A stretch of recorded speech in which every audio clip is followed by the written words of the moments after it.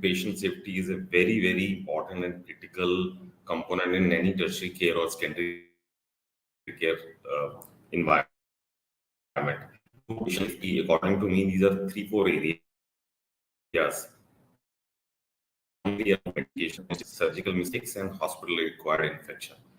And these are, these are the areas in which patient get impacted and have, impact on their discharge, impact on their outcomes. So let's take a simple example of medication error. Looks like a very simple job. There is a medicine which has to be given to a patient, but it doesn't look like that simple. See, there could be many issues or many errors in this. It could be wrong dosage, it could be wrong route, it could be wrong frequency, it could be adverse drug reaction ADR, which are with respect to allergy, which a particular user patient has. It could be DDR, which means drug-to-drug reactions. It could be therapeutic. It could be, issues in when to start, when to end, because there are certain dosages which has to be given for a certain period only. And then, lastly, you have drug-to-food interactions also. Now, if you look into this in a typical hospital like Medanta, if there are 1,000 patients, there are typically 1,000 patients in a day in the IP. And if 3-4 dosages have to be given and patient is staying for a fairly long period, average of 4 to 5 days, then all of these have to be, just do the maths. And a nurse is not there 24/7. So nurse is there for 3 shifts. Now what's happening is that all of these, scale cannot be done individually by a doctor or a nurse. So which means that a tech has to come into picture when you have to meet such kind of a scale. Now, challenge in India is that, and this medication errors are not just very, very particular to country like India.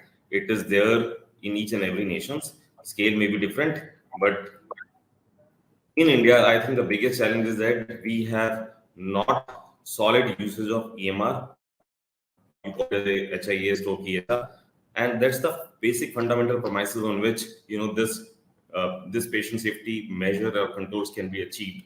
I'll give one simple example. Like in Medanta, with help of Wolters Kluwer, we have a system by which if any drug is entered for a particular patient, and system will give you enough alerts that it has an allergy to the patient, or there is another drug which is of the similar type, which we call it as a therapeutic duplication, another drug which has an adverse reaction.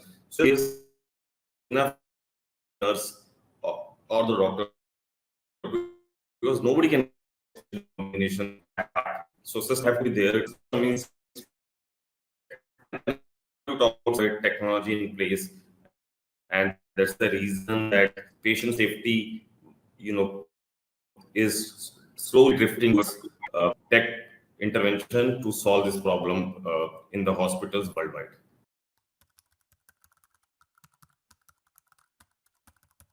See, worldwide there is a shortage of clinicians, and most in India, where the patient clinician ratio is very, very low.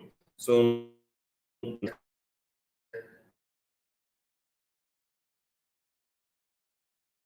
are based on the individual clinical experience of the physician or the clinician. So which is very personal in nature, and it's a function of an individual. When you talk about individual, it means how much experience he has, how many patient he has been seeing, what kind of specialty he has been catering to. And please understand that when we talk about EBM, evidence-based medicine, it is not about a multi specialty hospital or a tertiary care hospital or a super specialty hospital like Medanta or other hospitals. We are talking of nation as a whole. There are smaller clinics where one doctor is seeing hundreds of patients of across specialties. So let's look into the context with respect to country as a whole, not with respect to tertiary care. So now what's happening is that whenever this clinician is looking into this practice, he has either learned this through the textbooks or some outdated premises or some unreliable research or case studies, very fragmented reviews of personal clinical experience, and that's not the way the clinical outcomes can be improved. Now, because of the lack of awareness and also because of lack of understanding of the available information, proven therapy with substantial uh, evidence are mostly neglected, and clinician doesn't believe in them. So that's the reason that EBM is more and more important in current context. And a lot of times we must have heard that medicine is science and art both. So why EBM address and how EBM address both of these aspects of science and art is that A, it is based on the knowledge and skills of the clinician, which according to me is something art, because this is how he applies. Then why it is a science, because it is based on the very strong strength of clinical evidences, which are coming from literature and put very, very critically in analytical form by companies like Wolters Kluwer and a lot of other CDS systems. And then what it does is that in form of an art, it looks into what are the patient's pertinent condition at given time. And there are times when patient has individual values. A person may not be interested in going through his chemotherapy, or may not be going through a bypass. And then what are the next alternatives which EBM can suggest to the physicians to take next action. So according to me, EBM addresses the deficiencies which are there in the current clinical care system that rely purely on expert opinion. But instead of on that, currently most of the hospitals or most of the primary care physicians or smaller clinics are doing this on the unstructured use of evidence and physiological reasoning, which should not be the case. So that's why EBM will play an important role as we move forward in the healthcare.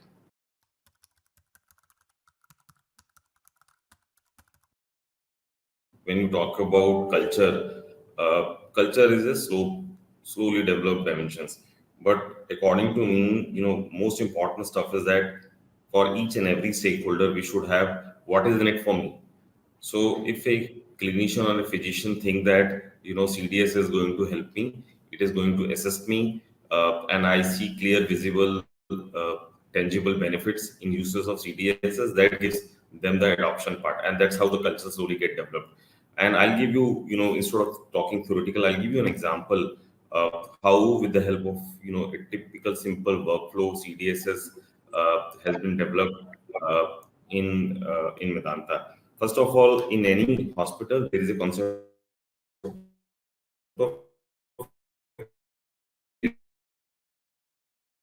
creating sometimes even let's take a simple case. There is a patient who has been admitted and he has been marked as a diabetic patient. He has come for some other treatment. Now, once the patient is marked as a diabetic patient, immediately, automatically, alert goes each day in the morning to the nurse as a task, who's part of the care team. The nurse is a part of the care team. That this patient sugar level has to be measured, and as soon as the sugar level is measured, it is there in the CDSS system. It says it is aware of the patient history, and if it is over and above the threshold, which is defined by the physician, its subjectivity, alert goes to the endocrinologist. Now, endocrinologist is aware that what is the background, and based on the current sugar level and the history, endocrinologist will decide the dosage of the medicine, or the any intervention has to be carried out. So he enter that task into the system, and that task would be giving insulin injection. So that task gets generated, goes to the nurse who's there on the duty. Nurse, as per the instruction from the doctor, put the insulin to the patient, and that's how the flow is completed. So what it's happening is that there is a complete workflow which is driven by notification, and based on this kind of an information, which is now each and every milestone is entered into the ecosystem. Uh, Doctors can take very meaningful and analytical decision to cater to the patient safety and quality care, which you mentioned, that how CDSS system is. I'll give you another example. Based on EBM and also CDSS, uh, there are lot of times when these kind of CDSS talks about or gives you guidelines or give you recommendation. Typical example is VD prophylaxis. Now, in this, but I'll give you, there are times when both patients and their family are of the opinion that these are unnecessary, test or diagnosis which are, they are very right, because it has a impact on the cost, and also by the time result comes, there is a delay in the treatment. So CDSS can also suggest based on the EBM that what kind of diagnosis has to be carried out for the given symptoms which are there of the patient, and that way, quality care can definitely improve both in terms of a cost and in terms of a timely intervention. So this is how safety has to be developed or culture has to be developed, because unless both doctor and patient see that what is in it for me, the culture will not come.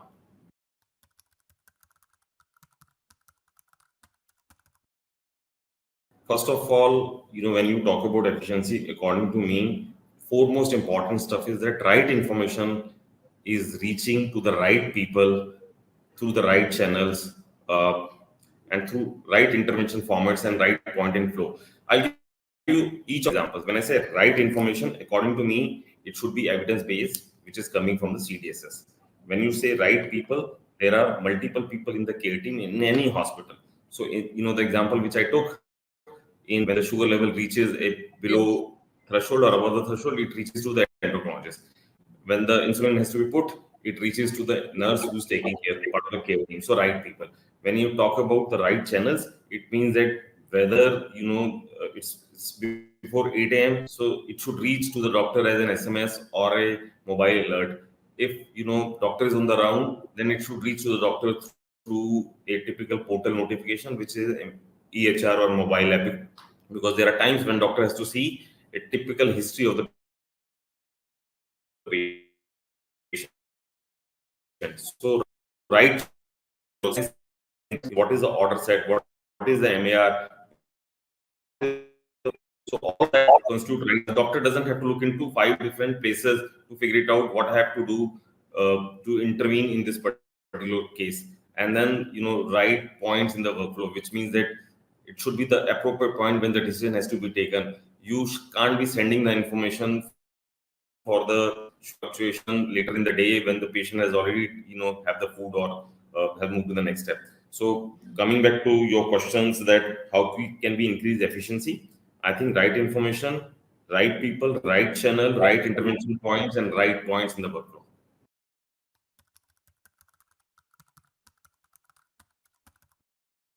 First of all, I was not aware that they had completed 30 years. So heartiest congratulations. It's a mega achievement. I think 30 years back, it was a very futuristic kind of a product. It's a kind of a moonshot. Nobody could have imagined that, 3 decades, down the line, we'll be needing such kind of stuff. So kudos to the complete team. Great job done by them. But coming back to the fundamental question that how they can improve, I think there are 3 or 4, I think rather 4 points which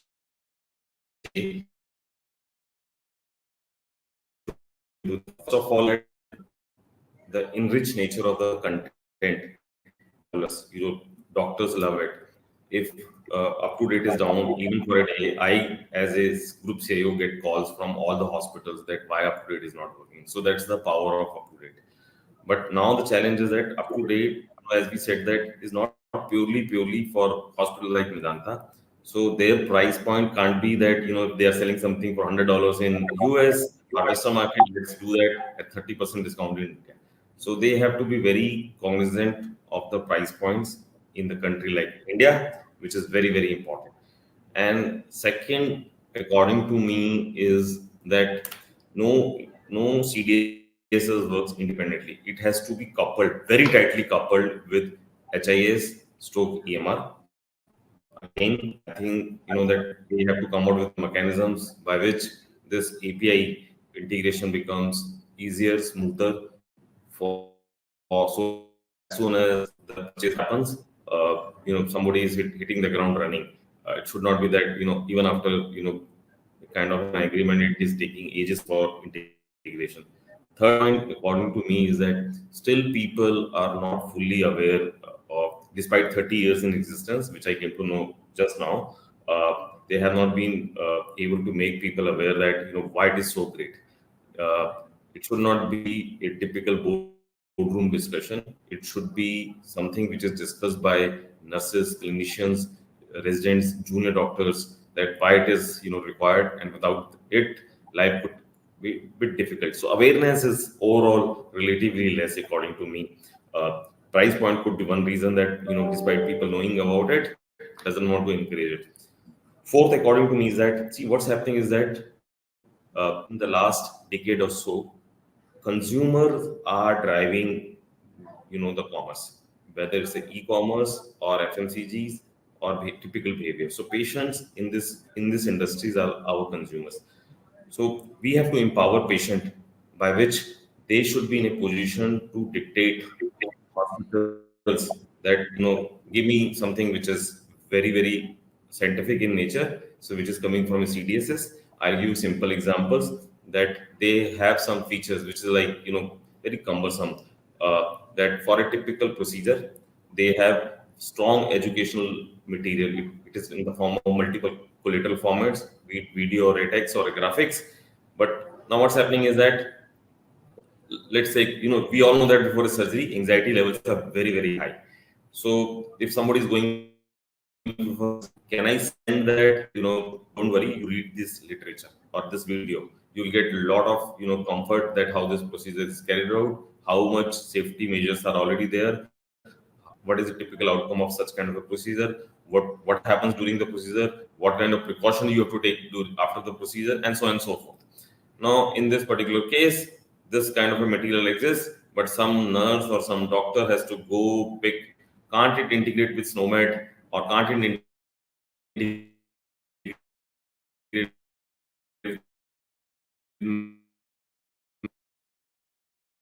or EMR, intimation should go. So that's the kind of integration I'm talking of. Because once consumer or patients get a taste of it, they will enforce hospitals to get more and more such product into their respective ecosystems, because patients are our consumers or our customers, and once they will force us, we will have very less options but to get up to date or equivalent CDSS into our own ecosystem, not just from a patient safety perspective or better clinical outcome perspective, but also from patient empowerment by giving them the education. So these are the four ones: price points, awareness, integrations, and patient empowerment.